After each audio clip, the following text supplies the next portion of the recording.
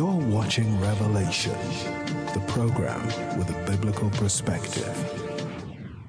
V nasledujúcom programe uvidíte úžasný príbeh mladého muža zasiahnutého smrtiacimi medúzami. V nemocnici bol lekármi prehlásený za mŕtvého, dostal cedulku na palec a dali ho do márnice. Potom zistil, že sa dostal do pekla a neskôr sa objavil pred živým Bohom, hoci pre touto skúsenosťou vôbec neveril, že existuje nejaké peklo a nebo. Teraz vám porozpráva o týchto miestach, lebo Boh mu vrátil život späť, aby nás pozbudil v tom, že existuje život po smrti a že existuje nové nebo a nová zem, ktorú Boh pripravil pre tých, ktorí veria, presne ako je to opísané v Biblii v knihe Zjavenia v 21. kapitole. A tu je prvá z 3 častí tohto fascinujúceho príbehu. Ako som cestoval okolo sveta ako surfár, zažil som nasledujúcu skúsenosť s Bohom. Mal som nehodu pri potápaní a asi 15 minút som bol v nemocnici prehlásený za klinicky mŕtvého. Počas tohto času som bol vzatý do Božej prítomnosti, kde nepretržite vlna za vlnou jeho lásky a prijatia začali tiecť cezo mňa. Bola to reálna prítomnosť Boha a jeho svetla, ktorá ma zaplavila úžasným pokojom. To, ako som tam stál v jeho prítomnosti a viac som ho spoznával, radikálne zmenilo môj život. Predtým som nebol vôbec kresťanom, naopak bol som ateistom a moja predstava Boha bola taká, že nejaký Boh neexistuje. Je to len výmysel, nejaká mytológia pre slabých ľudí, ktorí veria v náboženstvo a sú úplne mimo reality. Pre mňa to bol bod obratu v mojom živote. Mal som vtedy 24 rokov a 2 roky som bol ako surfista na cestách. Od roku 1980 do roku 82 som stopoval po Afrike a juhovýchodnej Ázii. Nakoniec som skončil na ostrove Mauritius. Výborne sa tam surfovalo a potápalo. Bolo by to dobré miesto na dôchodok. To bolo v roku 81.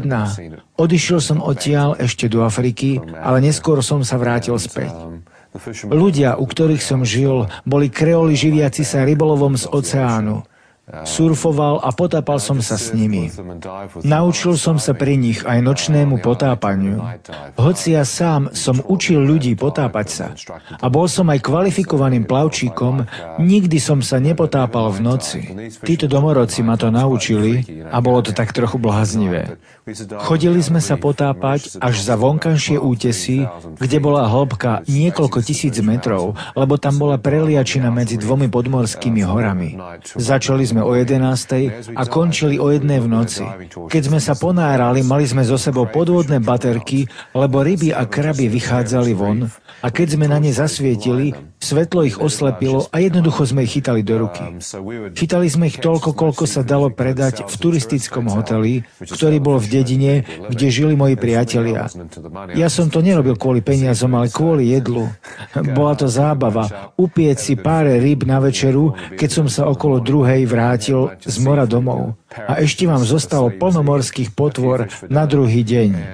Tak sme žili z rybolovu, lebo keď cestujete 2 roky, musíte vedieť žiť lacno. Náš denný rozpočet bol 1 až 2 americké doláre denne a žili sme v malých chatkách v miestnej dedine.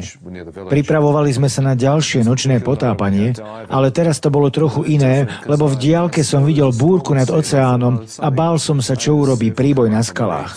Keďže som potápačom už roky, povedal som môjmu priateľovi: Simon, môže to byť nebezpečné.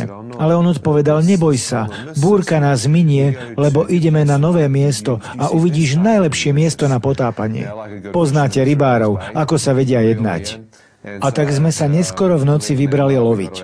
Išli sme krížom cez lagúnu, minuli sme vonkajší útes a smerovali sme od dediny, kde sme žili, na miesto, ktoré sa nazýva Čierna rieka.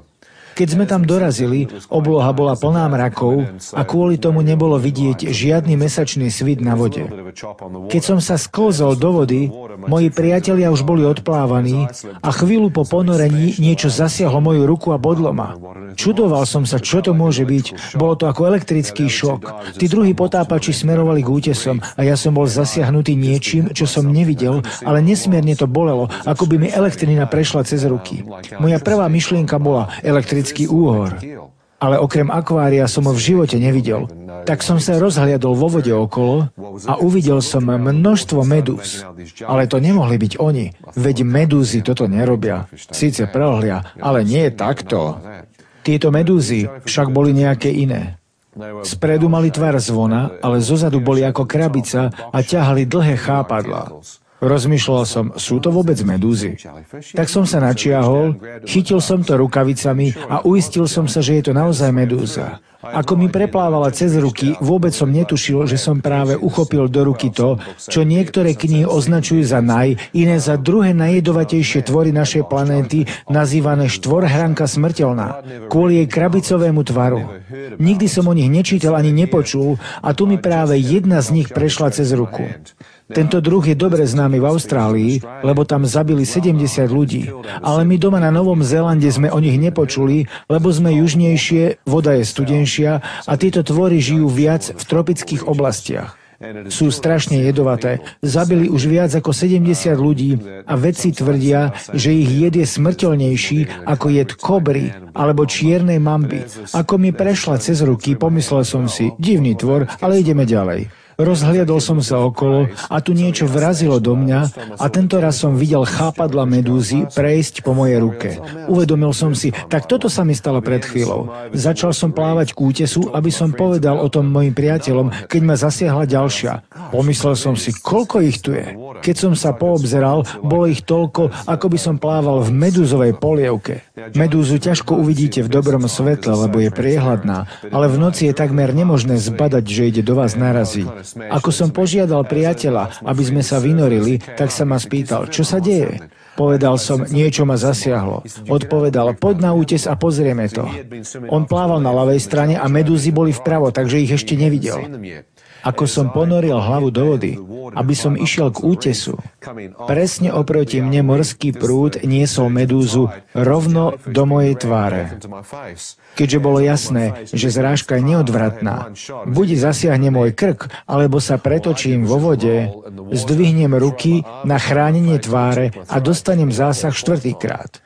Ako ma tá štvrtá zasiahla, stiahol som jej chápadla z ruky a vyliezol som na malý koralový útes ponorený pol metra vo vode. Ako som tam stál, zasvietil som na ruku baterkou a prekvapilo ma, že moje rameno napuchlo na dvojnásobok normálnej veľkosti. Po chápadlách zostali popáleniny a cítil som, ako jed stúpa mojim krvným systémom do ľavého ramena, sprevádzaný strašnou bolesťou. Čo sa to deje? Ľavé plúca sa začali zvierať, začal ma zalievať pot a zdalo sa mi, ako by mi niekto žeravé ihly vrazil do ramena. Keď Simon vyšiel z vody a pozrel mi na ruky, po francúzsky sa spýtal, čo sa to deje? Ukázal som mu ruky. Po francúzsky povedal, neviditeľné. Bolo zrejmé, že vie, o čo ide. Tie medúzy naozaj vyzerali takmer neviditeľné a tak som povedal áno. Znovu niečo povedal francúzsky a mne bolo jasné, že to značí, jedna stačí, aby ťa zabila. Tento muž sa potápal už od detstva a viem, že je jedným z najuznávanejších rybárov v dedine. Kreoli nemajú radi nočné potápanie, lebo to chce riadnu odvahu prekonať strach z temnoty a potápať sa v noci a preto si ho vážili. Ako tam stál s baterkou svietiacou do tváre, uvidel som, že zbledol ako stena. Povedal, brat môj, toto ťa zabije. Odpovedal som mu, nie, ja sa len tak ľahko nedám zabiť. Potom sa spýtal, koľko zásahov si dostal? Ukázal som mu 4, dostal som 4. Hneď ma začal hnať, rýchlo, musíme ihneď do nemocnice. Tento muž bol mojím dobrým priateľom a mal ma veľmi rád, tak som vedel, že musím poslúchnuť a ísť. Počul som povedať, nemocnica je za dedinou.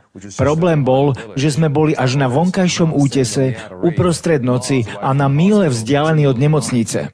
Potom sa vrátil do vody a druhý potápač prišiel ku mne. Všimol som si, že je kompletne oblečený v neopréne. Pre nich bola voda chladná, ale mne bola horúca. Preto som, žiaľ, mal len vestu s krátkými rukávmi. Moje predlaktia boli obnažené a krk taktiež. Tí druhí potápači boli kompletne vystrojení, mali oblečenie od hlavy po pety a preto boli dokonale chránení. Keď priplával ku mne, pritiahli ma k boku člnu a mladý chlapec chlapec z dediny, ktorý bol v člne, chytil moju ľavú ruku a začal ma vyťahovať do bezpečia. Ako to urobil, moja ochromená pravá ruka visiaca vo vode dostala 5. zásah. Keď som to videl, pomyslel som si, čo som komu urobil, že si zaslúžim takýto trest. Hlavou mi prebleskli situácie v živote, kde som sa nezachoval správne. Lenže fakt bol ten, že bez ohľadu na to, či si to zaslúžim alebo nie, práve teraz zomieram. Obaja ťahali našu loď cez koralový útes do lagúny a zároveň kričali na chlapca v člne, aby mi rýchlo pomohol dostať sa na breh.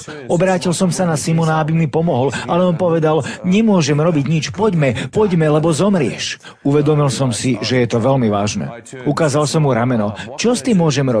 Odpovedal mi po francúzsky, ale nerozumel som mu. Nechápem, čo mi hovoríš? Ukázal prstom na ranu a naznačil mi, aby som sa tam vymočil. Vymočiť sa na ranu? Pomyslel som si. Aha, to asi funguje ako nejaká prírodná liečba, ktorá paralizuje jed. Vyzliekajúci vestu, ktorá mi zabraňovala dýchať, som sa vymočil na ruku. Dával som pozor, aby som jed nerozotrel ešte viac.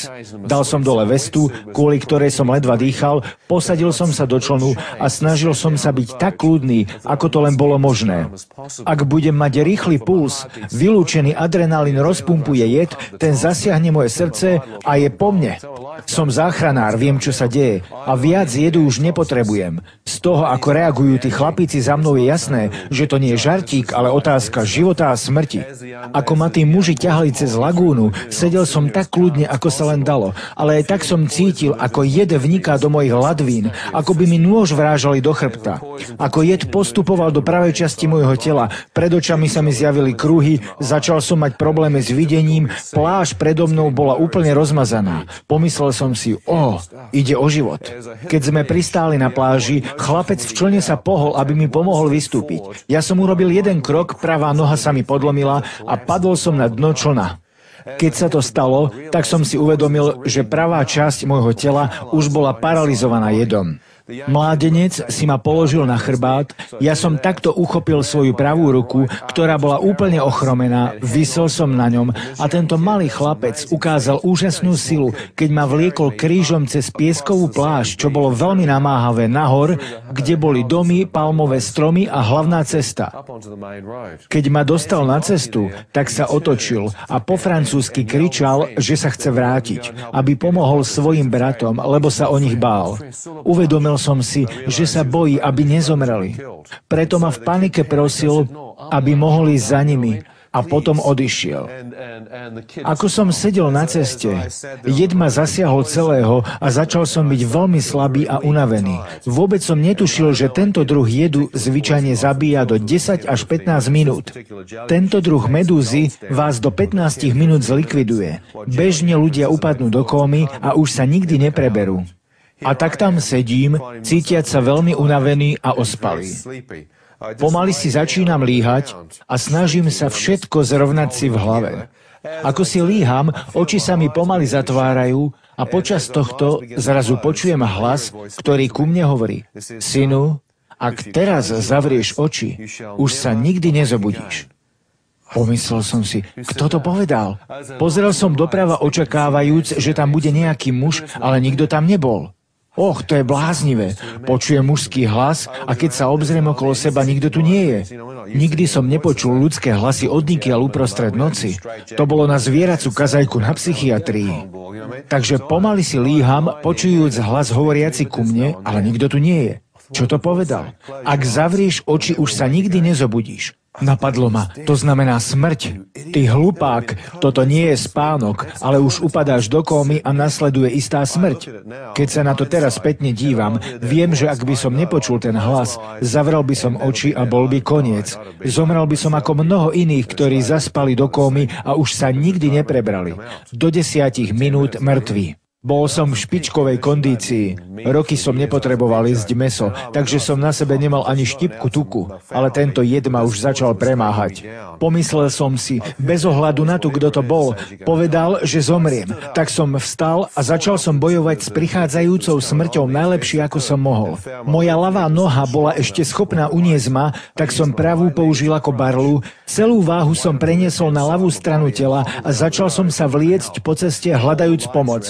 Všade bola tma, bola to opustená časť ostrova, kde prichádzajú Francúzi len v lete. A teraz bol máj, takže tam nikto nebol. Ako som sa vliekol, v diaľke som uvidel malú čerpaciu stanicu. Krivkal som smerom k nej a napriek tomu, že bola zavretá, zbadal som tam 3 domorodcov s taxíkmi. Oprel som sa o kabínu a oni mi hovoria, si opitý, čo?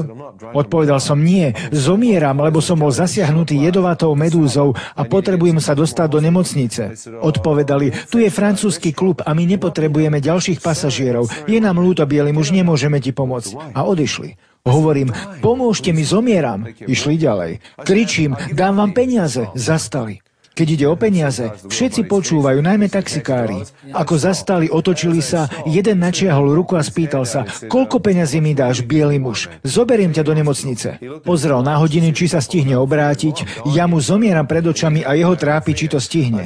Hovorím, na peniazoch nezáleží, 50-ku, 100-ku, koľko chceš, zomieram. Načiahol ruku hovoriac, ukáž mi peniaze a ja ťa vezmem do nemocnice. Pomyslel som si, je toto vôbec možné? Odpovedal som, nemám peniaze pri sebe. To bola chyba. Len čo som to vyslovil, všetci traja sa otočili rehotajúca. Och, ty nemáš peniaze, hlúpy biely muž. A odchádzali.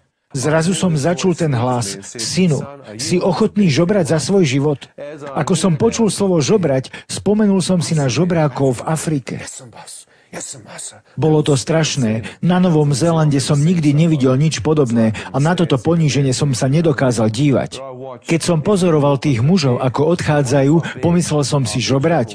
Títo domorodci určite nevideli belocha žobrať. Nemám čo stratiť, aj tak som už takmer mŕtvy. Sklzol som pred nimi dole, padol som na kolená, pravá noha chromá, ľavá slabá, zdvihol som svoju ochromenú pravú ruku a žobral som o život. Ako som to urobil, 2 z nich išli fajčiať ďalej, zabávajúc sa na mojom vtipe, ale tretí zastavil a hľadel na mňa. Povedal som, myslím to vážne, ak mi nepomôžete, zomriem vám pred očami. Ja mám peniaze, prosím, pomôžte mi. Vrátil sa pre mňa, mlčky mi pomohol vstať a dal ma do jeho taxíku. Pomyslel som si, hurá. Ako ma viezol do nemocnice, otočil sa ku mne a povedal, biely muž, v ktorej hotelovej izbe bývaš? Chcem dostať peniaze od teba. Napadlo ma, hotel, peniaze, čo zas vymýšľa? Odvetil som, nebývam v hoteli, ale u rybárov v bungalove na pobreží. Klameš mi, si turista a bývaš v hoteli. Odpovedal som, nie som turista, som cestovateľ a bývam u rybárov v zátoke Tamarin v bungalove. Povedal, bývaš v hoteli Tamarin. To bol malý hotel v dedine. Odvetil som, nie, bývam u rybárov, prosím, mám peniaze. On na to, klameš mi, ja ťa veziem do hotela, starám sa o teba. Prečo klameš, prečo mi to robíš? Poznal len jedno, žiadne peniaze, žiadna hotelová izba, treba ísť od toho preč. Preto odbočil z hlavnej cesty dolu k dedine, kde som žil a zastavil neďaleko malého čínskeho hotela. Zastavil a povedal, i hneď vypadni. Povedal som, dobre, idem, ale ja mám peniaze, prosím. A skúsil som vystúpiť. Ako som to skúšal, na moje zdesenie som zistil, že už aj ľavá noha je paralizovaná. Jed zasiahol celú dolnú časť tela. Otočil som sa a povedal, pomôžte mi prosím, mám chromé nohy, mám peniaze. Vypadni, zakričal. Nemôžem, nefungujú mi nohy. Odopol bezpečnostný pás, otvoril dvere a vysotil ma z auta. Ako som vypadol, nemohol som uveriť tomu, čo sa deje.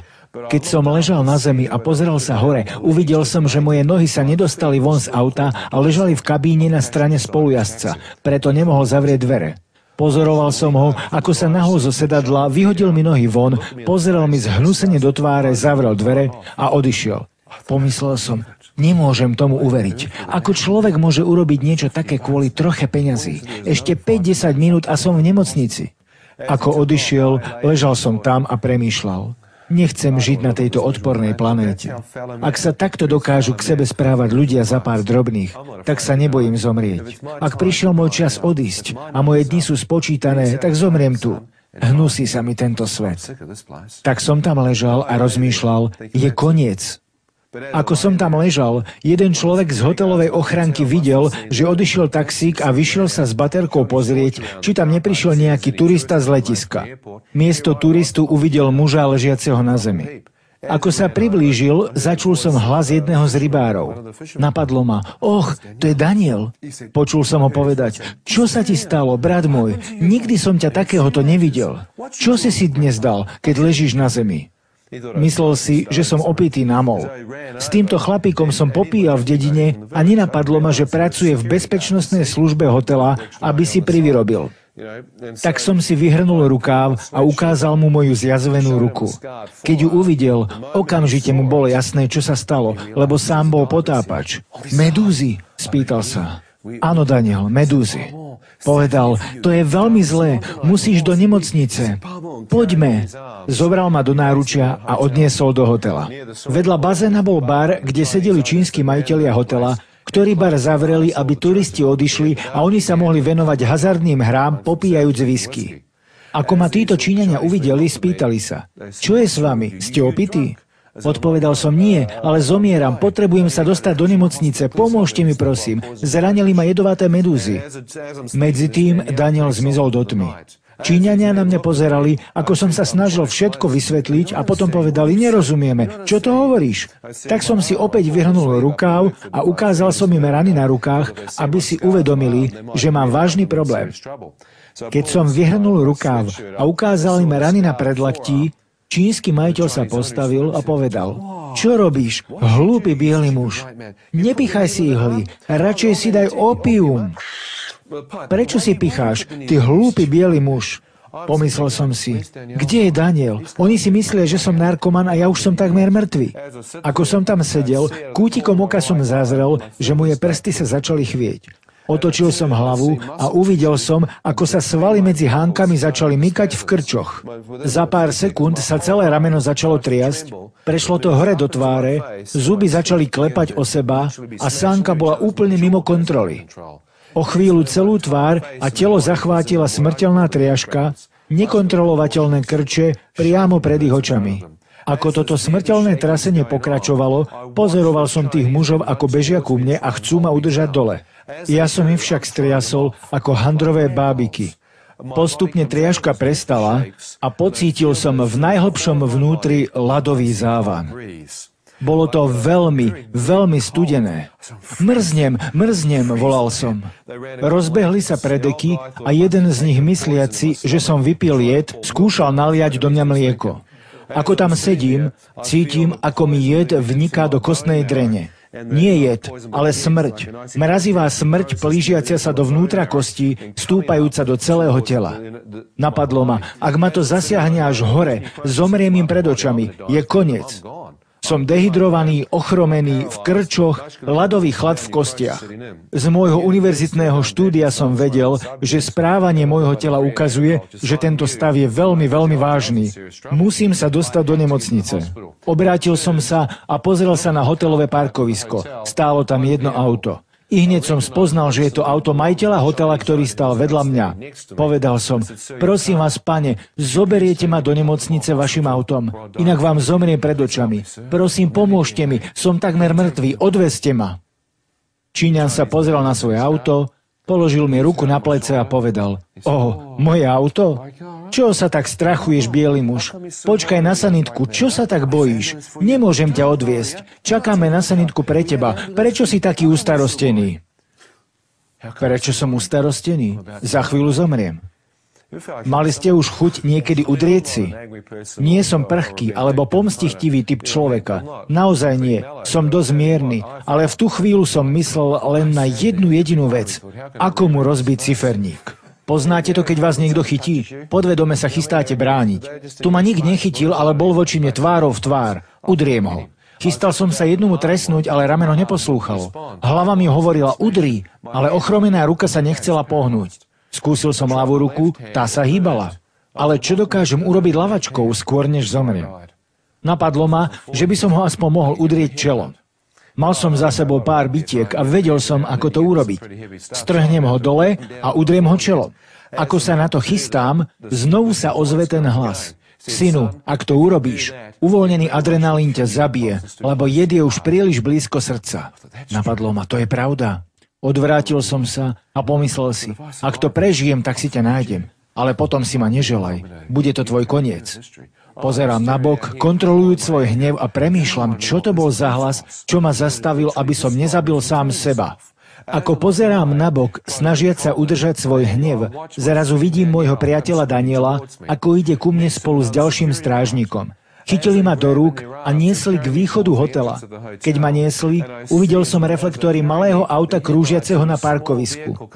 Keď prešlo okolo, zbadal som, že na boku auta bolo napísané sanitka. Človek, čo ju riadil, nás nevidel, lebo reflektory nás minuli. A keďže na pohotovosť telefonoval domorodec, tak si francúzsky šofér pomyslel, že bol asi opitý a tak ako prišiel, tak aj odišiel, bez toho, že by vôbec zastal a vystúpil.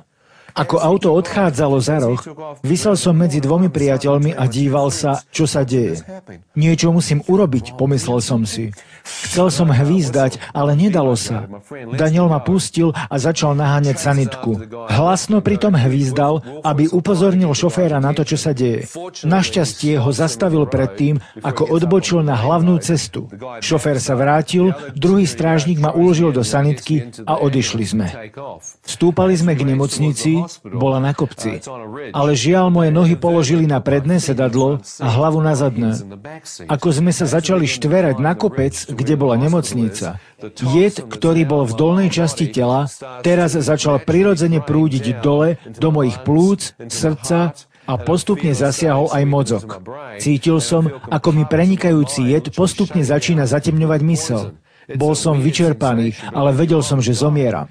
Ako to pokračovalo, zrazu som začal vidieť v sanitke niečo, čo vyzeralo ako malý chlapec s bielými vlasmi. Videl som úseky života nejakého bielovlasého dieťaťa. Zrazu som si uvedomil, že ten chlapec som ja. Toto sú úseky z môjho života. Som už tak blízko konca. Aj keď moje premýšľanie bolo otupené, môj stav bol zrejmý. Mysel mi hovorila, že som veľmi blízko smrti. Ako som tam ležal, premýšľal som, ak je smrť tak blízko, možno to neprežijem. Ak zomriem skôr, než sa dostanem do nemocnice, čo bude nasledovať? Je život po smrti, alebo je to len takto? A koniec. Ako ateista som rátal s tým, že keď zomrieš, všetko skončilo. Problém bol, že som si s tým nebol istý. Koľkým z vás je jasné, že sa môžete mýliť? Chcete riskovať život? Bol som hazardný hráč, hrajúci o vlastný život. Napadlo ma, ak sa mýlim, tak som hazardér a je to ako ruská ruleta. Možno sa teraz mýlim. Nemal som ani potuchy, čo by sa stalo, ak by som zomrel. Ako som ležal, zrazu sa priamo predo mnou objavil obraz mojej mamy. Keď som ju uvidel, bol som udivený, lebo som videl, že sa modlí. Pomyslel som si, čo tu robí moja mama? Ako sa modlila, zrazu mi pozrela priamo do očí a povedala tieto slova. Jan, nezáleží, čo si v živote urobil, synu. Nezáleží, ako ďaleko od Boha si sa dostal. Ak budeš volať na Boha z hĺbky srdca, Boh ťa vypočuje a odpustí ti, syn môj. Rozmýšľal som, odpustenie, Boh. Čo toto má spoločné s Bohom? Je vôbec nejaký Boh? Vôbec som netušil, čo som sa dozvedel až po mojom návrate na Nový Zéland, že presne vtedy na druhom konci sveta bola moja mama na kolenách modliaca za mňa. Bola jediná veriaca z našej rodiny. Celý život sa každý deň modlila za rodinu, za deti, za všetkých. A Boh k nej práve prehovoril počas modlitby. Povedal jej, tvoj najstarší syn Jan je takmer mŕtvý. Modli sa za ňoho teraz. Ďakujem Bohu za ženu, ktorá poznala Boha a neprestala sa modliť za svojho syna a vytrvala až do konca. Nevynechajte ďalšiu časť tejto trojdielnej série, kde Jan McCormack opíše, čo zažil, keď s ním Boh hovoril tvárou v tvár. Niekto možno povie, ako by to mohla byť pravda. Chcem vám povedať, že u Boha je všetko možné. Verte, viem, o čom hovorím.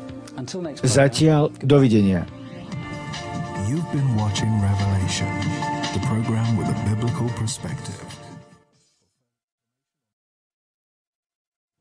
Teraz budeme sledovať druhý diel z trojdielneho svedectva Jana McCormacka.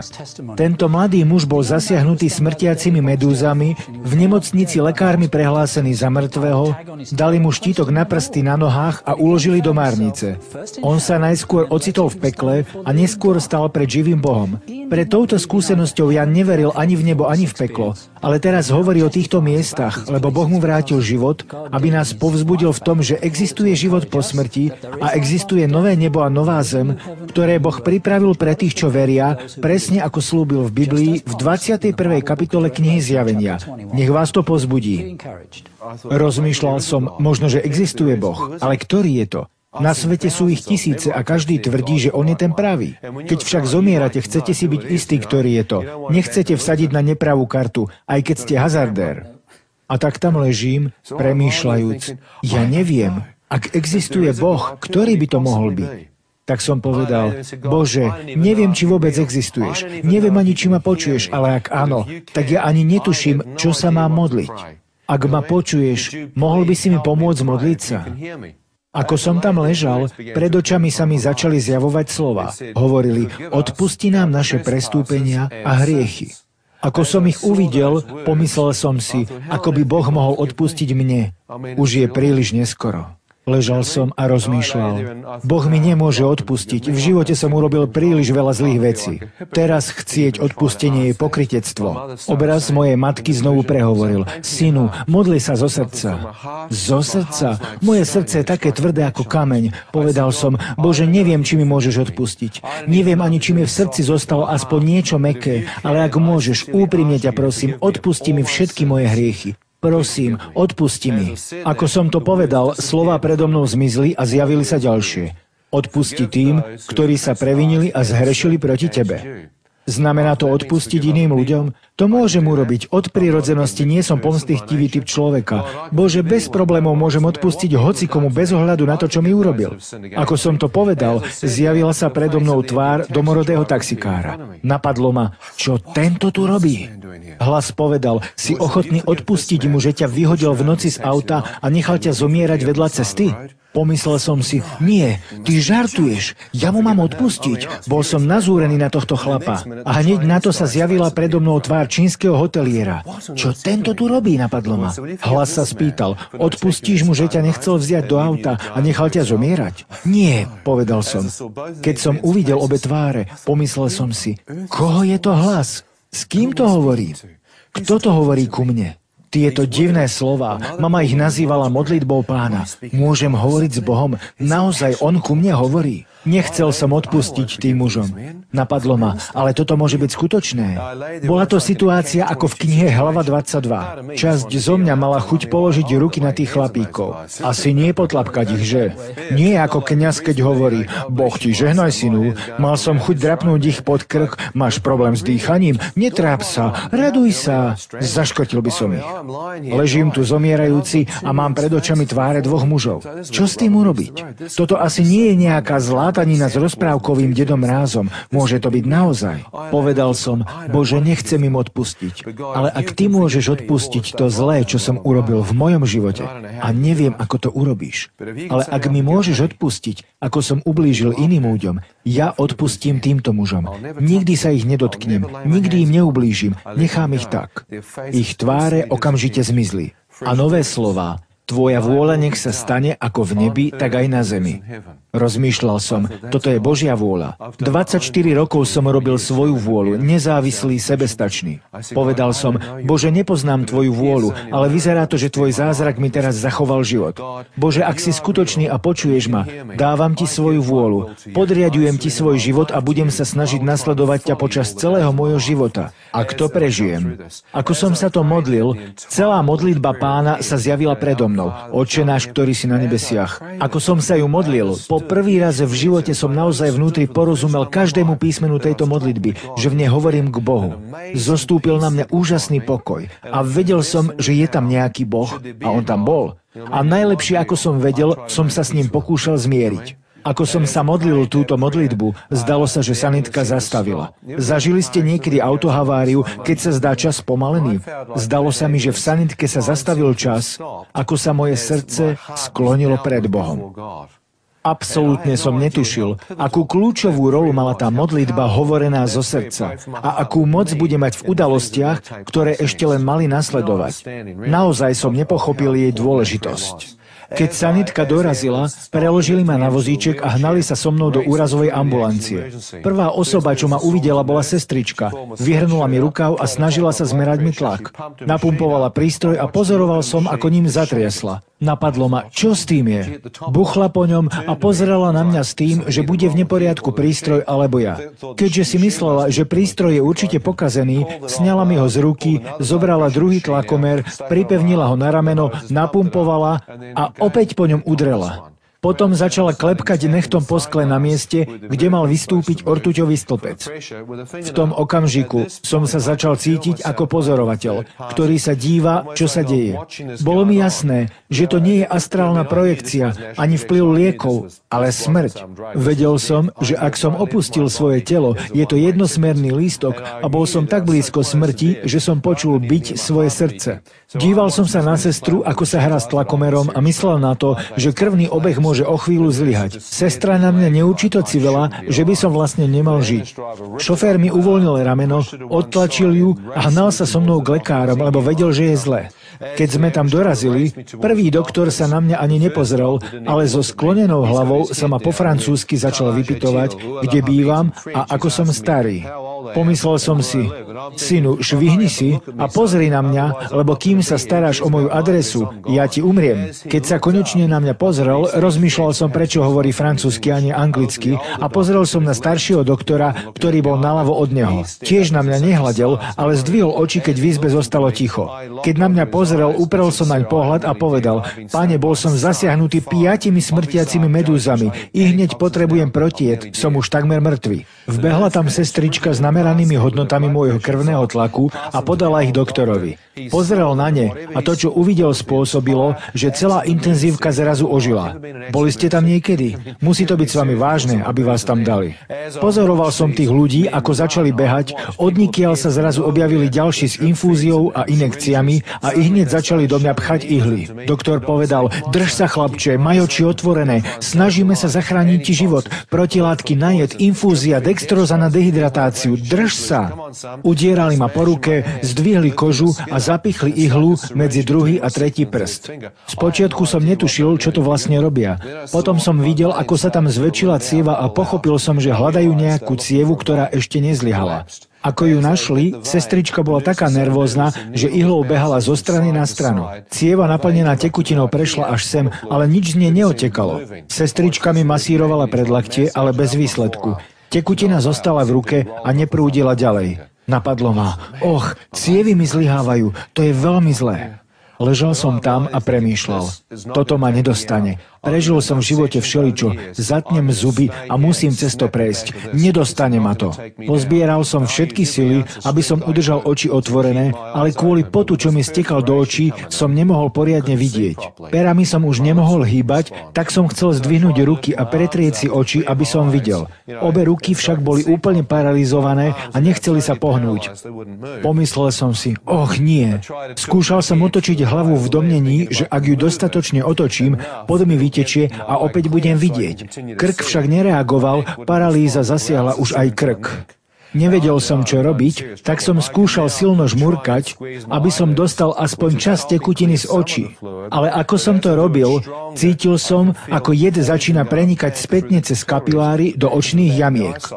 Cítil som, ako je tam jed pumpovaný a viečkami oťažievali viac a viac. Prišlo to až tak ďaleko, že ak by som ich na chvíľu nezavrel a nedal si pauzu, už by som ďalej nevládal bojovať. Tak som si povedal, zavriem oči, na chvíľu si pospím a potom pokračujem ďalej. Keď som to urobil, nastal hlboký výdych a zrazu som mal veľmi zvláštny pocit. Podobalo sa to silnému uvoľneniu a zdalo sa, že zápas o prežitie skončil. Nevedel som, čo to je, ale lekári mi neskôr povedali, že keď sa vrátili, oči som mal zavreté a nemal som žiadny puls. Stratili ma, jednoducho povedané, zomrel som. 15 minút som bol mŕtve telo, kúsme sa.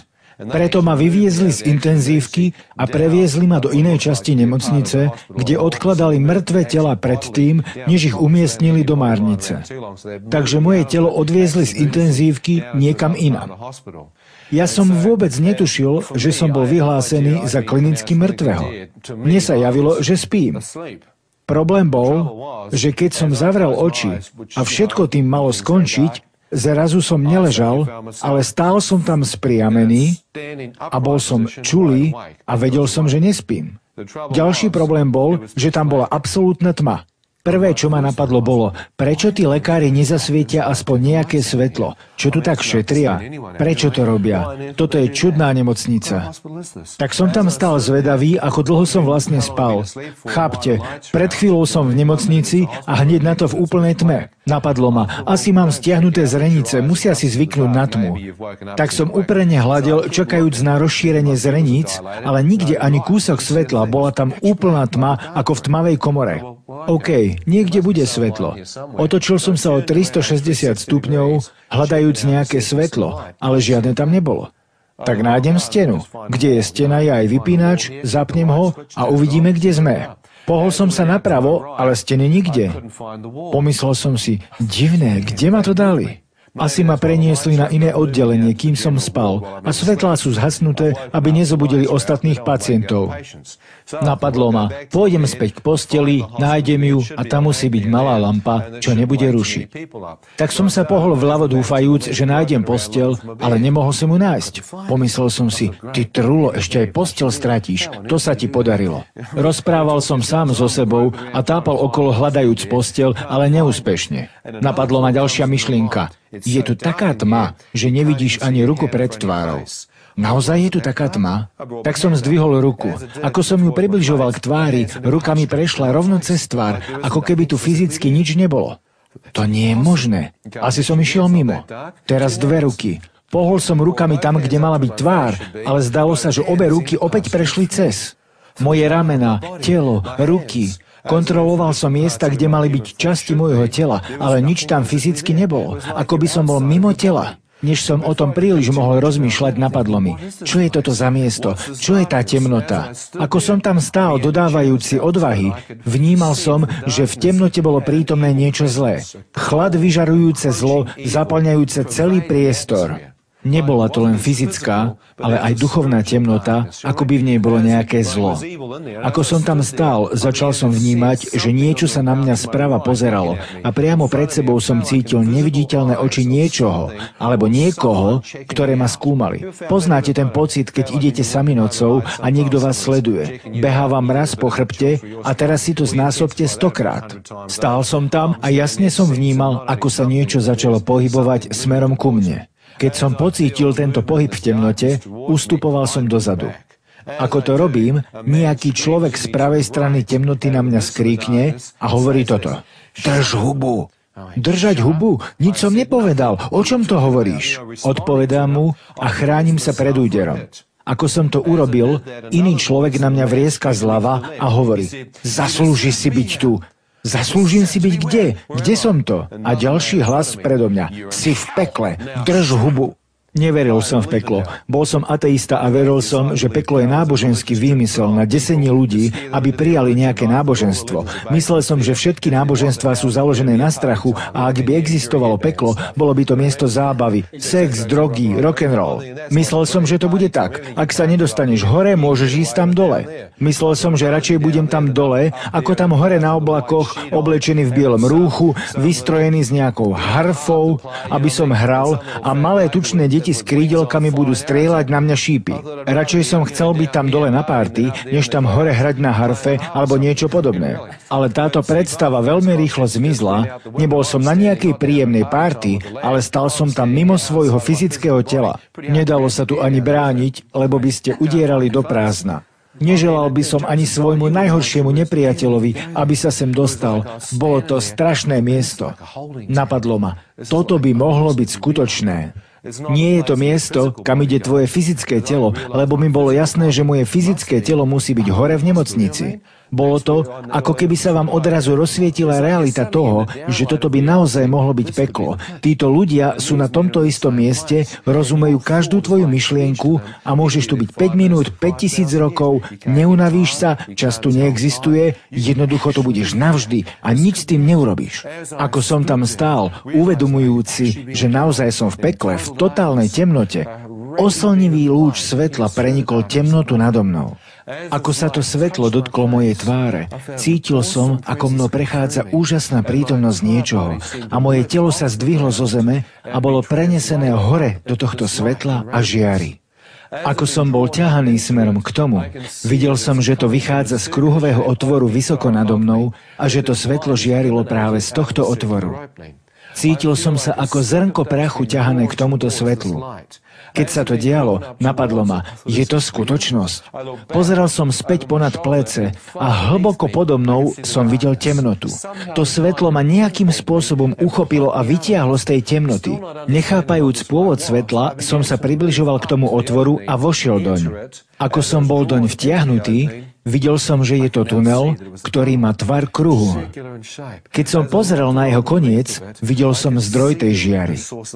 Moja prvá myšlienka bola, to je centrum vesmíru. Pozri na to svetlo, na tú energiu, ktorá odtiaľ vychádza.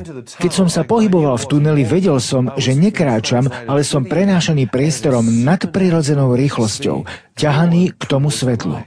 Počas môjho pohybu k nemu som pozoroval vlny žiarenia vychádzajúce odtiaľ. Keď tá vlna svetla vyšla zo zdroja, dotkla sa ma a cítil som teplo, pokoj a útechu. A zdalo sa, že všetok strach a temnota odišli odo mňa. Cítil som, ako živé svetlo prúdiť cezo mňa. Počas tohto ma napadlo, že v tej tme som nemohol vidieť ani ruku pred tvárou. Možno, že v tejto žiari niečo uvidím. Tak som otočil ruku, aby som si ju prezrel. Ako som pozeral doprava a videl som moju vystretú ruku, bol som stále ťahaný dopredu, uvidel som, že moja ruka je priehľadná, plná svetla, naplnená žiarou. Pomyslel som si, to je zvláštne. Zastavil som, ale potom ma napadlo, nechcem zostať tu, chcem vidieť viac. Neviem, čo sa so mnou deje, ale chcem vidieť, čo je tam ďalej. Ako som sa opäť sústredil na zdroj svetla, cítil som, ako sa znovu pohybujem tunelom smerom k nemu. Keď sa to stalo, prišla ďalšia vlna svetla. Ako ma zasiahla, zaliala ma radosť. Totálna radosť. Pomyslel som si, úžasné. To, čo teraz uvidím, bude asi najúžasnejšia vec, akú človek kedy môže vidieť. Keď som vyšiel z tunela, prichádzajúce svetlo už nebolo obmedzené tvarom a rozmermi tunela, ktorým som išiel, ale jeho svetlo naplňalo celý priestor. Keď som sa rozhliadol, uvidel som niečo, čo sa zdalo byť centrom vesmíru. Všetko svetlo a moc sa zdali byť priamo predo mnou. Lúče jasu vychádzali zo stredu niečoho, čo vyzeralo ako biely oheň. Úžasná žiara bola v tomto ohnivom jadre a pozoroval som jagavé lúče vychádzajúce z neho a prenikajúce priestor. Pomyslel som si, dokonca aj hviezdy a súhvezdia vesmíru musia získavať energiu z tohto centrálneho bodu. Čo je toto svetlo? Je v tom niekto obklopený touto žiarou, alebo je to len zdroj energie celého vesmíru, nejaký zdroj moci dobra vo vesmíre, alebo v tomto jase existuje nejaká osoba alebo bytosť. Ako som nad tým premýšľal, zo stredu svetla ku mne prehovoril hlas, ktorý mi povedal, Jan, chceš sa vrátiť? Keď som počul tento mužský hlas, okamžite som rozpoznal, že je to ten istý hlas, ktorý ku mne prehovoril vtedy, keď som vedľa cesty chcel zavrieť oči a takmer som zomrel. Ten istý hlas, ktorý chcel, aby som prosil o svoj život, ten istý, ktorý ma v sanitke žiadal odpustiť tým mužom. Keď som ho počul, pomyslel som si, ako môže vedieť moje meno? Ale vrátiť sa kam? Kde to som? Keď som sa obzeral, uvidel som ten istý kruhový otvor podobný tunelu, ktorým som práve cestoval, ako mizne v temnote. Napadlo ma. Temnota, nemocničná posteľ, moje fyzické telo. Opustil som moje fyzické telo. Naozaj som prešiel tým tunelom svetla. Je to realita? Stojím tu mimo svojho fyzického tela? Alebo ležím v nemocnici, v kóme a mám bláznivé sny a halucinácie, som živý alebo mŕtvy. Bol som schopný rozlíšiť tieto dve možnosti, mysl vám nezostane na zemi. Stál som tam zvažujúc tieto možnosti a premýšľal. Toto by mohla byť realita. Môžem byť naozaj mŕtvy. Možno som zomrel a naozaj tu stojím. Napadlo ma, ale vrátiť sa kam? Reagoval som na otázku a spýtal sa, veď ani neviem, kde som. Ak som mimo svojho fyzického tela, chcem sa vrátiť, veď ani netuším, kde to som. Ako som to povedal, znovu odpovedal. Jan, ak sa chceš vrátiť, musíš vidieť v novom svetle. Pomyslel som si, ak sa chcem vrátiť, musím vidieť v novom svetle. Čo to znamená? Svetlo. Vidieť svetlo. Pozri na toto svetlo. Vidím to svetlo. To musí byť ono. Pozri na to, toto je neuveriteľná žiara. Ty si to práve svetlo. Keď som sa toto spýtal osoby, ktorá so mnou rozprávala, pred očami sa mi objavili slova. Boh je svetlo. A nie je v ňom vôbec nejaká tma. 1. Ján 1:5. Napadlo ma, toto som niekde čítal. Pamätal som si to z vianočnej pohľadnice z Afriky z Kapského mesta, ale nevedel som, čo znamenalo 1. Ján 1:5. Myslel som, že to sú nejaké hieroglyfy, rímske, egyptské, nejaké. Netušil som, čo tá numerológia znamenala. Ale teraz som bol fascinovaný týmito slovami. Boh je svetlo. Všetky ostatné filozofie a náboženstva to vysvetľujú inak. Hovoria, že Boh je yin and yang, svetlo a tma, dobrý a zlý. A zvyknú to nazývať kolobeh života, že Boh má v sebe dobro aj zlo. Hovoria, Jan, ty máš vo vnútri dobro aj zlo a ak si stvorený na obraz Boží, taký musí byť aj Boh. Ale tieto slová hovorili, nie, Boh je čisté svetlo. Človek môže mať v sebe dobro aj zlo, ale Boh nie. On je čisté svetlo. Stál som tam a premýšľal, že by toto bol Boh a v ňom nie je nejaká tma. Práve som prišiel z tmy. Ktokoľvek táto osoba alebo bytosť je, nie je v nej nejaká tma, nejaký tieň, nič, len svetlo. Že by to naozaj bol Boh? Rozmýšľal som, mohol by to byť. Pozri na tú intenzitu a moc, ktorá ho obklopuje. Pozri na to neuveriteľné svetlo. A nech je to ktokoľvek vie moje meno, čo si myslím skôr, než to poviem, pozná myšlienky môjho vnútra. Toto dokáže len Boh. Napadlo ma, ak je toto Boh a on je svetlo, potom jeho prítomnosť a svetlo určite skúma celé moje vnútro a jeho duch určite vidí všetko zlé, čo som v živote urobil. Poznáte to, ako si dáte pred ľuďmi masku na tvár. Ich môžete obalamotiť. Ale vedel som, že tu je každá maska a pretvárka preč. A skončil som. To svetlo ma prenikalo a skúmalo moje vnútro, preto som si povedal, zmýlili sa, nepatrím sem, nie som dobrý človek, mal by som niekam zaliesť alebo sa vrátiť do temnoty, kam patrím. Nechcem, aby celý môj život bol odkrytý Bohu. Každý urobil veci, za ktoré sa hanbí. Pomyslel som si, nie, viem, čo všetko som postváral, poznám sám seba. Začal som cúvať dozadu. Ako som ustupoval smerom k tunelu, spozoroval som vlnu žiarenia, čo vyšla z neho smerom na mňa. Čakal som, že ma to zasiahne a odhodí späť do tmy. Ale ako táto vlna vyšla z neho a prešla cezo mňa, nebolo v nej nič, len láska. Pomyslel som si, nemôžeš ma milovať, preklínal som ťa. Viac lásky prišlo a ešte silnejšie. Prečo ma miluješ? Nevieš, čo som urobil? Viac lásky. Povedal som, spával som so ženami, berúc drogy. Viac jeho lásky. Nemohol som tomu uveriť. Celé telo sa mi chvelo kvôli jeho nadprirodzenému dotyku. Ako láska, odpustenie a prijatie prúdili od neho ku mne. Bolo to, ako by ma objímal svojou prítomnosťou bez ohľadu na zlo, čo som spáchal. Nedokázal som to pochopiť. Zbadal som, ako začínam plakať. Keď sa to stalo, láska zosilnila. Cítil som tekutú lásku, ktorá prechádzala mojim telom a naplňala mi vnútro. Cítil som, ako celé moje vnútro bolo naplňané svetlom, ale plakal som ešte viac. Nevedel som pochopiť, ako ma Boh môže prijať takého, aký som bol. Ako ten prúd stále prichádzal, obzeral som sa okolo seba a uvidel som, že som obklopený trvalou žiarou. Celá moja osoba bola naplnená svetlom a bol vo mne absolútny pokoj. Stál som tam a pozoroval, ako tieto vlny svetla prišli a potom ustali. Napadlo mi, dá sa prejsť cez svetlo obklopujúce Boha? Veď som už tak blízko. Som zvedavý, či mi to dovolí. Opýtal som sa, Bože, môžem tam vojsť? Chcem poznať zmysel života. Nepovedal nič a tak som si pomyslel, ak ma miluje a prijíma takého, aký som, určite mu to nebude vadiť. Tak som vkročil smerom k žiare a keď som to urobil, cítil som, ako som sa stratil v tom svetle. Bolo tak husté ako oblak. Ako som doň vkročil a bol som vo vnútri svetla, vyzeralo to ako trblietajúce závoje. Takmer, ako by tam boli zavesené malé hviezdy, vyžarujúce záblesky svetla, trblietajúce a jagajúce sa, podobne ako vie žiariť dobre vybrúsený diamant. Nebolo to však fyzické, myslím tým drahokamy a diamanty, bolo to svetlo prebleskujúce v tomto oblaku. Ako som prechádzal cez závoje tohto svetla, cítil som úžasnú prítomnosť uzdravujúcej sily vychádzajúcej zo svetla, ktorá sa dotýkala môjho zlomeného srdca a liečila ho. Vnímal som uzdravovanie môjho najhlbšieho vnútra. Hľadal som v živote lásku a sex, ale toto bolo čisté. Toto nebola degenerovaná napodobenina, bolo to čisté a dotýkalo sa to môjho najhlbšieho vnútra. Vedel som, čo dáva sex, ale toto bola čistá láska bez akejkoľvek prímesi. Ako som napredoval, rozmýšľal som, či mi Boh dovolí vidieť ho, lebo doteraz som videl len svetlo. Uvidím Boha, alebo len jeho žiaru.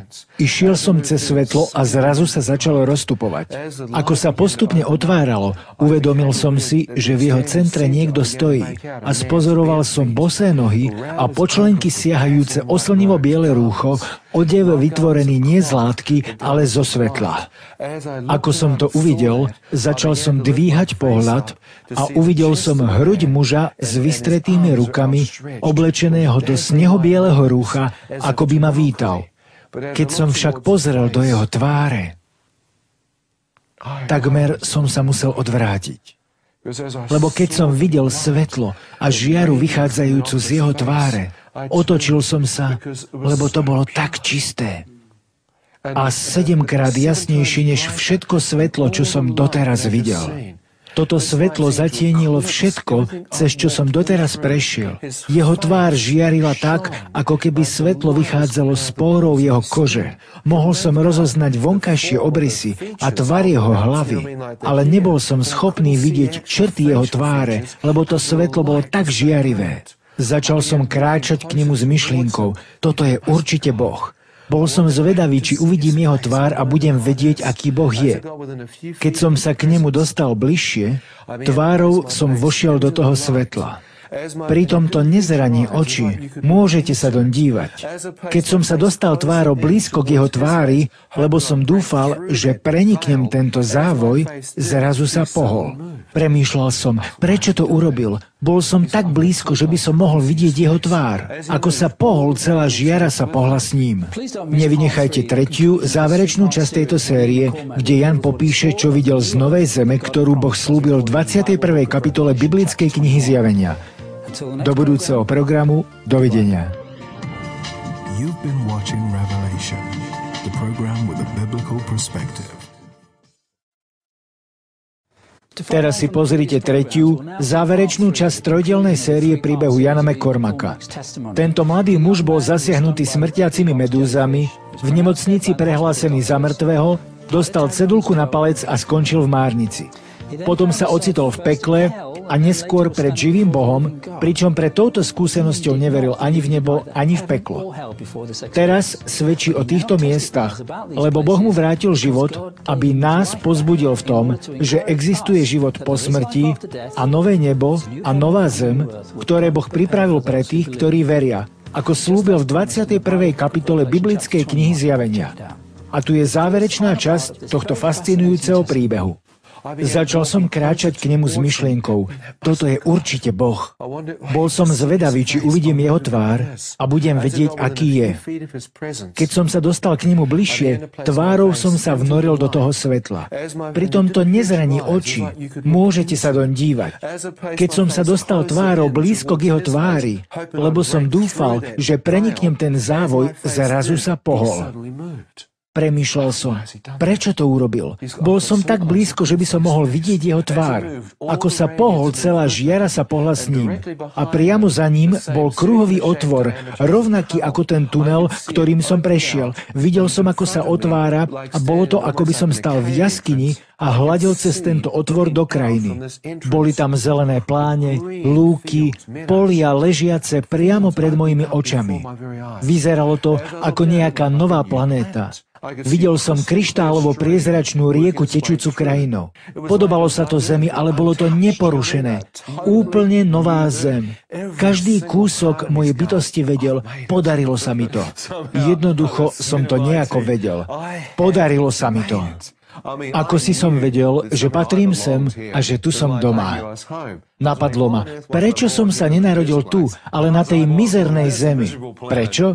Lebo musíš byť znovu zrodený z Ducha Božieho, musíš sa prerodiť na nového človeka, aby si sa sem dostal. Stál som tam neuvedomujúci, že presne toto sa stalo v sanitke, že moje znovu zrodenie nastalo počas modlitby na smrteľnom lôžku.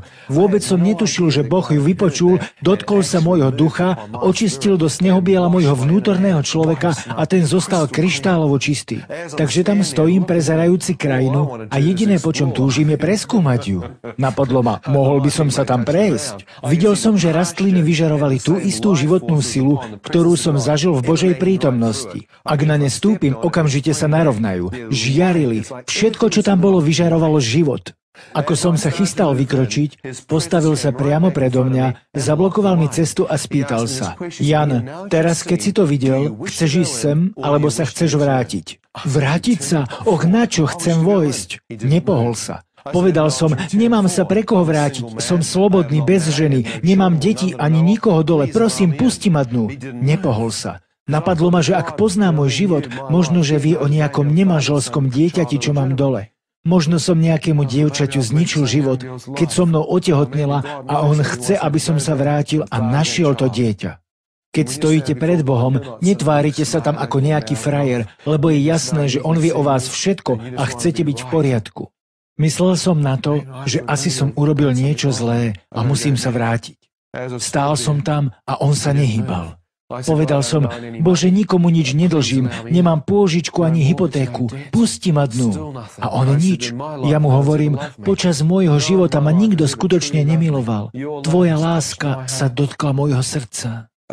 Nikdy som nezažil takú čistú lásku. Môžem tu zostať? Vôbec sa nechcem vrátiť. Ľudia túžia manipulovať, ovládať, majú zištné motívy, ale tvoja láska a prijatie je tá najčistejšia vec, akú som v živote našiel. Nikto sa takto o mňa nestará, ani ma nemiluje. Nemám sa ku komu vrátiť. A on sa opäť nepohol. Napadlo ma, dovolil mi povedať posledné s Bohom krutému svetu, potom využijem šancu a prekročím túto líniu a snáď ma už nezastaví. Ako som sa otočil, aby som to urobil, Boh mi ukázal jedinú osobu, ktorá ma milovala, starala sa o mňa, prijala ma a modlila sa za mňa počas celého môjho života. Obzeral som sa a priamo za sebou som videl moju matku. I hneď, ako som ju zbadal, ma napadlo, čo sa stane, ak sem vojdem. Ak to urobím, budem jej môcť povedať, že sa mi to podarilo. Dá sa odtiaľto komunikovať nadol? Neviem, nechcem to riskovať. Ak zomriem a vkročím sem, bude moja mama vedieť, že som sa v sanitke modlil, odovzdal život Bohu a že mi Boh odpustil. Napadlo ma, nie, určite si bude myslieť, že jej pôžitkársky syn išiel priamo do pekla. Nemá žiadny dôvod veriť v niečo iné. Celým svojim životom som sa vysmieval Bohu. Pomyslel som si, Bože, chcem sa vrátiť kvôli mojej mame. Viedol som tak sebecký život. Chcem jej povedať, že to, čo mu verí, je skutočné. Ak sa tam vrátim, už som zistil, ako vyzerá toto miesto a vrátim sa sem, či mi to tam niekto uverí alebo nie. A ak mi to aj nikto neuverí, mne je to jedno. Viem, že keď zomriem, zmiznem z dola a pôjdem priamo do Božej blízkosti, lebo viem, že som zmierený s môjim stvoriteľom, viem, že mi je odpustené, viem, že som prijatý a viem, že ma vezme k sebe späť. V srdci mám absolútnu istotu bez štipky strachu zo smrti. Potom som sa spýtal, ako sa vrátim, aby som to povedal mame. Odpovedal, synu, ak sa chceš vrátiť, musíš vidieť veci v novom svetle. ako ich ja vidím vo večnosti, nie ako ich vidíš ty. Keď ťa naplní moja láska, budeš hľadieť na ľudí a milovať ich úplne inak. Spýtal som sa, ako sa vrátim cez ten tunel. Keď som sa tam obrátil, namiesto mojej mamy som priamo za sebou uvidel otca, brata, sestru, úplne zreteľne a tisíce ľudí, ktorých som nikdy nevidel. Spýtal som sa, kto sú títo ľudia? Odpovedal, Jan, ak sa nevrátiš, väčšina z týchto ľudí nikdy nenavštívi nejakú cirkev, aby počuli moje meno. Cirkev? Čo s tým mám ja? Ani tých ľudí nepoznám. Ľúbim svoju mamu a kvôli nej sa chcem vrátiť. Odpovedal, Jan, milujem tých ľudí a túžim, aby všetci prišli a spoznali ma. Čože? Ja som sa staral o svoje veci, ale Boh mi ukázal, že On má srdce pre každého. Videl som 100 000 ľudí. Síce som tomu nerozumel, ale vedel som, že Božie srdce sa chce dotknúť každého z nich. Povedal som, Bože, nič o nich neviem, ale ako sa vrátim späť do tunela, do tmy a do môjho fyzického tela? Neviem ani, ako som sa dostal sem. Odpovedal, synu, nakloň hlavu. Pocítiš, ako ti vyschnú zaliaté oči? Teraz ich otvor a pozeraj. Okamžite som bol späť s naklonenou hlavou, ktorú som predtým nemohol pohnúť, a moje otvorené pravé oko hľadelo dopredu, kde som videl svoju zdvihnutú pravú nohu, ktorú držal mladý doktor, predtým ju pichal ihlami a teraz ju rezal nožom alebo niečím ako skalpel do chodidla ako do kusa mŕtvého mäsa. Keď som otvoril oko a uvidel to, napadlo ma. Čo to robí? Myslí si, že som mŕtvý? Prečo mi reže nohu? Napadlo ma. Naozaj som videl Boha? Prechod bol tak náhly. Myslel som, že by bolo ľahšie, keby som preletel z nebies cez mraky do nemocnice, do môjho tela. Ale toto sa stalo v okamžiku, keď to Boh povedal. V tú chvíľu sa uvoľnila Božia moc, lebo keď On prehovorí, veci ožijú. Aj mŕtvi môžu ožiť, keď prehovorí, lebo Jeho slovo má tvorčiu moc. Ležal som a úprene pozoroval toho doktora, ktorý sa zrazu zarazil. Myslím tým, keď máte pocit, niečo sa deje. Otočil sa a uvidel moje oko hľadiace na neho. V okamihu, keď zbadal môj úprený pohľad, zbledol ako stena a skoro prerazil strop. Pomyslel som si, čo to stvára, a pozoroval som ho ďalej. Vtedy lekára napadlo, že možno zasiahol nerv, ktorý spája chrbticu s chodidlom, a keď do neho zarezal, spôsobilo to mimovoľný pohyb tela a hlavy a teraz sa na neho pozerá oko mŕtvého muža. Keď sa rozčúlene díval na moju tvár s myšlienkou, že to sa len telo pohlo a ja som rozmýšľal, čo sa to tu deje, Boží hlas zrazu prerušil moje myšlienky a povedal, Jan, práve som ti vrátil život. Čože?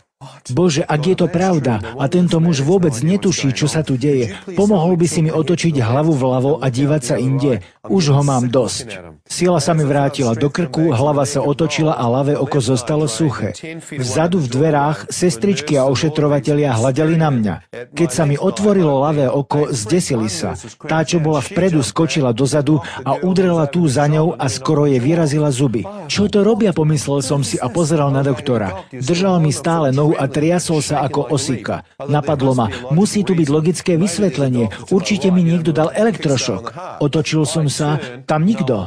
Nemožné. Pozrel som vľavo, nikto.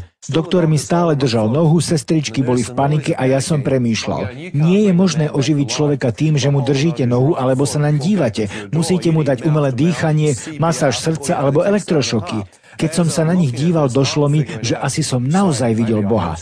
Keď prišiel lekár a povedal 15 minút mŕtvy a pripevňoval mi infúziu, uvedomil som si, toto je abnormálne. Napadlo ma, keď som práve videl Boha, znamená to, že môj život sa úplne zmení. Napadlo ma, kde začnem? Kde začnem? Čo teraz? Ako mám začať nasledovať Boha? Potom som si uvedomil, že ak som bol tak dlho mŕtvy, možno, že zostanem na prístrojoch a už sa nikdy nedostanem z nemocnice. Premýšľal som, Bože, ak si mi práve vrátil život, urobil by si prosím ťa ďalší zázrak a uzdravil ma, aby som vyšiel z nemocnice a mohol žiť normálny život? Ak nie, radšej budem mŕtvy. Prosím ťa, zober ma k sebe, radšej budem mŕtvy, než na prístrojoch. Ako som tam ležal, pocítil som teplo a moc, ktorá sa podobala elektríne, ale vedel som, som, že je to nadprirodzená Božia prítomnosť. Keď táto moc podobná elektrine prechádzala cezo mňa v postupných vlnách, pocítil som, ako sa uzdravujem a do 4 hodín sa mi vrátila pohyblivosť a cit do tela. Odviezli ma na izbu a nasledujúci deň som odišiel z nemocnice po vlastných úplne uzdravený. Ja verím v nadprirodzenú uzdravujúcu moc Boha. Keď som prišiel do dediny a uvideli ma miestni rybári, tak si mysleli, že som duch, ktorý sa vrátil, aby ich strašil, a ušli. Niektorí zdvihli proti mne kamene a nazvali ma prízrakom, ktorý sa vrátil, aby ich trápil. Okamžite som získal schopnosť vidieť v nadprirodzenom svete. Pozrel som na ľudí a vedel som o ich živote, čo ich depce a čo sa proti nim chystá. Pýtal som sa Boha, čo sa to deje? Odpovedal, vidíš ľudí v novom svetle, neodsudzuj ich. Ja ich chcem uzdraviť a oslobodiť z útlaku temnoty, ktorá ich trízni. Chcem ich vidieť slobodných a privedených do môjho svetla. Spýtal som sa, kým som sa stal a čo sa so mnou deje. Nebehám už za ženami, nemám chuť na žúry ani opíjať sa. Každý kúsok zo mňa túži žiť čistý život. Je to radikálna zmena. Čo sa to so mnou stalo? Odpovedal, si znovuzrodený kresťan. Modlitba v sanitke ti zachránila dušu. Ja mu hovorím, čo mám teraz robiť? Povedal, čítaj Bibliu. Ja na to, ani neviem, čo to je znovuzrodený kresťan a Bibliu som nikdy nečítal. Povedal, tvoj otec má jednu. Keď som sa vrátil na Nový Zéland, prvý raz v živote som požiadal otca o Bibliu, ktorú mal skovanú v skrini. Vytiahol ju a dal mi ju a za 6 dní som ju prečítal celú od Genesis až po Zjavenie. Keď som ju čítal, začal som plakať. Ja nafúkaný blbec. Vysmieval som sa z toho, čo som nepoznal. Ústami som preklínal Boha. Na túto knihu som nikdy nemal čas. Ja hlupák. Keď som ju čítal, uvidel som tam spomenuté veci, ktoré som zažil mimo tela. Počas čítania som sa spýtal, Bože, čo sa mi to stalo? Odpovedal, v sanitke si sa modlil modlitbu zo 6. kapitoly Matúšovho evanjelia zvanú Pánova modlitba. Táto modlitba zo srdca ti zachránila dušu. Pýtal si odpustenie hriechov a ja som ti odpustil. Priamo tam. Spýtal som sa, prečo som musel odpustiť tým 2 mužom? Povedal, ak neodpustíš tým, čo zhrešili proti tebe, horkosť, hnev, nenávisť a pomsta ťa rozožerú ako rakovina. Ak odpustíš tým, čo ti ublížili, ja môžem prísť a uzdraviť tvoje zlomené srdce. Je to v Matúšovi 6.14. Musíš odpustiť tým, čo ti ublížili. Na kríži som odpustil tým, čo križovali môjho syna, keď prosil, Bože, odpusti im, lebo nevedia, čo robia. Spýtal som sa, ako si sa stal môjim pánom? Odpovedal, keď si mi odovzdal svoju vôľu, urobil si ma svojím pánom. Keď si pýtal odpustenie, stal som sa tvojim spasiteľom. Tí, čo budú vzývať moje meno, budú spasení. List Rimanom kapitola 10. Tá modlitba v sanitke ti zachránila dušu. Priamo tam. Spýtal som sa, Bože, a čo to bolo, keď som videl, ako opúšťam svoje telo? Odpovedal, kniha Kazateľ 12.7. Keď človek zomrie, jeho duch opustí telo a vráti sa k Bohu. Jeho fyzické telo je len obyčajný prach a popol. Spýtal som sa, išiel som do temnoty, kde je to spomenuté v Biblii? Odpovedal, Skutky 26.18, Juda 1, 2. Peter 2. kapitola. Existuje kráľovstvo tmy, ovládané Luciferom, Satanom, a kráľovstvo svetla, kde vládne môj syn. Povedal som, prečo si ma previedol cez temnotu? Odpovedal, aby som ti ukázal, kam by si mal ísť. Keby si mi v sanitke neodovzdal život, musel by si tam zostať až do súdneho dňa. Bol by si v putách temna až dovtedy. Povedal som, Bože, takže tí ľudia, čo tam na mňa kričali, sú na mieste odsúdenia, aby tam zostali až do súdneho dňa. Ale prečo si odtiaľ vytiahol mňa? Odpovedal, synu, ako si sa modlil, previedol som ťa údolím tieňa smrti a hlbokej temnoty. Žalm 23. Ale zlo sa ťa nemohlo dotknúť, lebo si ma urobil svojim osobným pánom a pastierom tesne pred smrťou. Spýtal som sa, a to svetlo? Povedal, Ján 1.5. Svetlo svieti v tme a tma uteká a nemôže ho zadržať. V Lukášovi 1.79 som povedal, tí, čo sú v tme, uvideli veľké svetlo a Boh im upravil nohy na cestu pokoja a spravodlivosti. Tí, čo kráčali v tme, uvideli veľké svetlo. V Žalme 139 som povedal, keby si zostúpil aj do hlbín zeme, aj tam ťa dosiahnem. Ďalej mi povedal, Boh toto často robí človeku, vytiahne mu dušu z jamy, aby mohol byť vykúpený a osvetlený svetlom života. Job 33, verše 23 až 25. Spýtal som sa, kde je opísaný tunel? Odpovedal Matúš 7, 13 a 14. Úzka a tesná je cesta do Božej prítomnosti a málo ľudí ju nachádza. Väčšina nájde širokú cestu do zahynutia a temnoty. Synu, previedol som ťa cestou v svetosti. Povedal som, a čo tie vlny lásky, útechy, radosti a pokoja? Odpovedal Galatianom 5. Ovocím môjho svätého ducha je láska, pokoj a radosť. Môj duch prináša lásku, dáva pokoj, život, večný život, vzkriesený život tým, čo vo mňa veria. Povedal som, nevidel som svoje telo. On na to, si duchovná bytosť stvorená na môj obraz. Boh je duch a ste stvorení na jeho podobu. Moje nebeské telo dostaneš až pri mojom druhom príchode, kedy mŕtvi v Kristovi vstanú a budeš so mnou na veky a tvoja duchovná bytosť bude pokrytá novým, skrieseným a osláveným nebeským telom. Povedal som, išiel som cez tunel a stál tam muž v svetle, ktoré naplňalo celý vesmír. Kto to bol? Odpovedal, bol to môj syn Ježiš. Spýtal som sa, kde je to v Biblii? A on na to Ján 8.12. Ježiš jasne učil, že on je svetlo sveta a tí, čo prídu k nemu, nebudú viac chodiť v tme, ale budú mať svetlo života. Na hore premenenia Ježišova tvár začala svietiť a vyžarovala svetlo a jeho rúcho z neho bielo žiarilo. Toto bol obraz toho, čo som sa chystal urobiť so svojím synom, keď ho vzkriesím z mŕtvych a bude oslávený. To, čo si videl, bol môj oslávený syn. Spýtal som sa, a to svetlo? Odpovedal Zjavenie 21.23. Svetlo obklopujúce Ježiša, ktorý je svetlo sveta, je také jasné, že v novom nebi a novej zemi nebude treba svetla slnka, mesiaca ani nejaké lampy. Lebo žiara a sláva, ktorá vychádza z Krista, naplní celú večnosť. Spýtal som sa, Bože, ja som prešiel cez oponu svetla. Ako je to možné? Odpovedal, synu, táto opona bola roztrhnutá v svätyni svätých cez krv Ježišovu. Cez jeho obeť ste vošli do svätyne a hladíte na jeho slávu a podobu. 2. Korinťanom 3. kapitola. A váš vnútorný človek sa mení zo slávy do slávy. Môžeš vidieť jeho postavu a slávu, ale nemôžeš vidieť jeho tvár. Opýtal som sa, prečo? Odpovedal, nikto nemôže vidieť Božiu tvár a zostať nažive. A ja na to, keby som videl jeho tvár, uvidíš ju len vtedy, keď vkročíš dnu a zostaneš vo večnosti. Zjavenie 22.4. Uvidíme ho tvárou v tvár vo večnosti. Povedal som, Bože, on sa otočil na bok a potom odstúpil.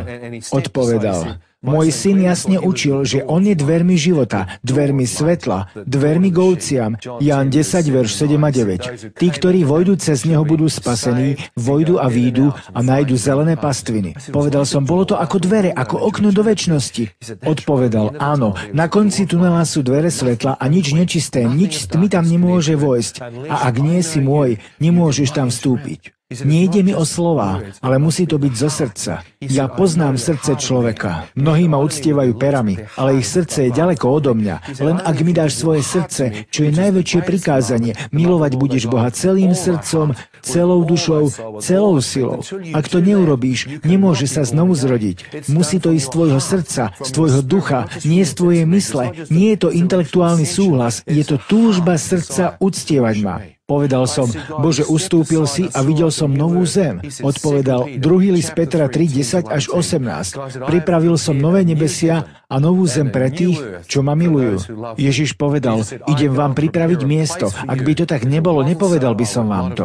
Povedal som, videl som rieku. Ona to rieka života. Povedal som, videl som úplne novú planétu. Odpovedal, Jan, to je určené tým, čo ma milujú. Tá stará zem a nebesia sa pominú v spalujúcom ohni.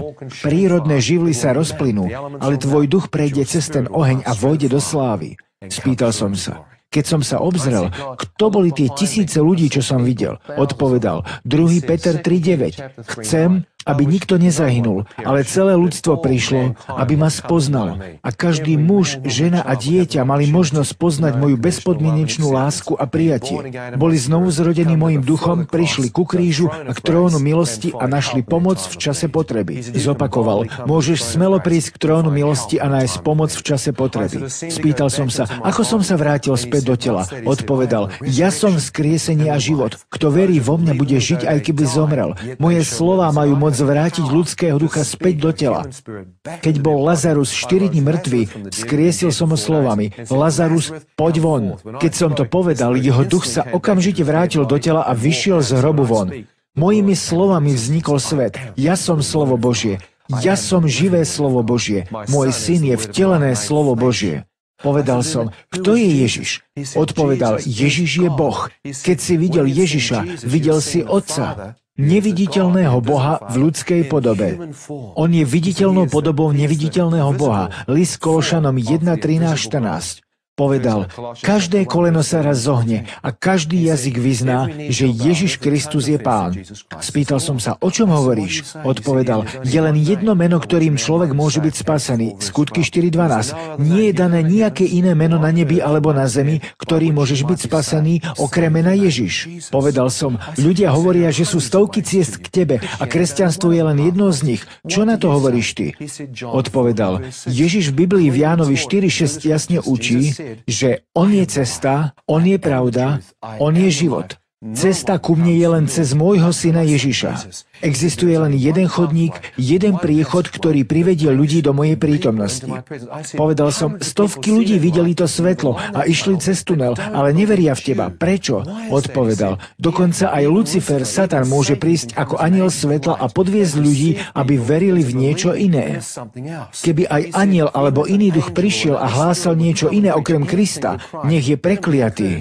Je veľa duchov, ktorí hovoria, ale je len jeden, ktorý je svätý. Je to ten istý duch, ktorý vzkriesil môjho syna Ježiša z mŕtvych. Chcem, aby duch môjho syna, svätý duch, býval v tvojom duchu, aby si bol adoptovaný a v spojení so mnou, Otcom.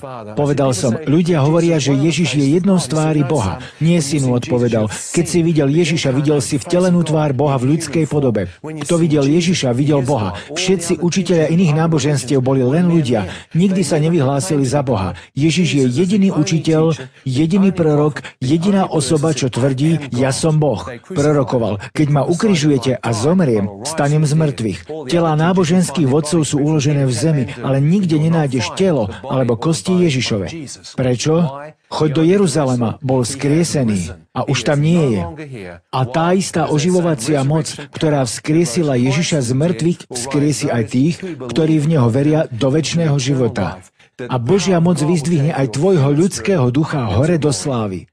Pomyslel som si: to je úžasné. A moja mama, odpovedal, keď sa prihováral za teba, jej modlitba prešla až do sanitky. Opýtal som sa: mohla robiť pokánie za mňa? Nie, nemohla ťa vyslobodiť z pekla, ani sa modliť tvoju modlitbu spasenia. Ty si sa musel modliť sám a znovu zrodiť sa z môjho ducha. Ján 3. kapitola.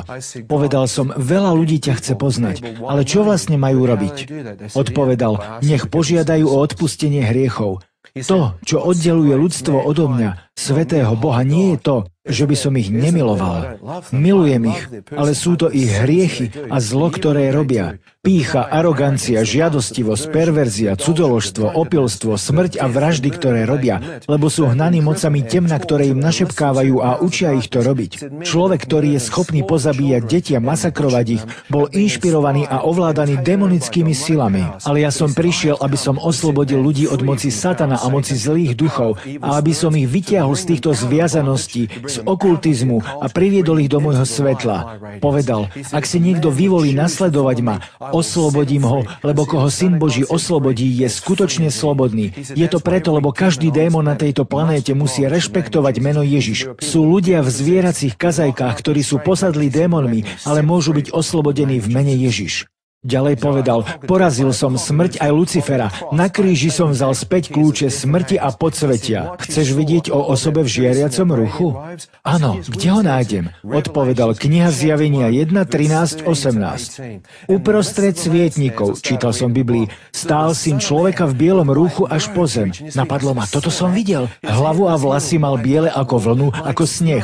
Jeho tvár svietila ako slnko v plnej sile. V pravej ruke držal 7 hviezd, jeho oči oči boli ako ohnivý plameň a hlas ako hukot mnohých vôd. Spýtal som sa, kto je to? Povedal, neboj sa, bol som mŕtvý a hlasom živý na veky a mám kľúče smrti a podsvetia pekla. Ja som vzkriesený a oslávený syn všemocného Boha, Ješua Hamašia, Mesiáš.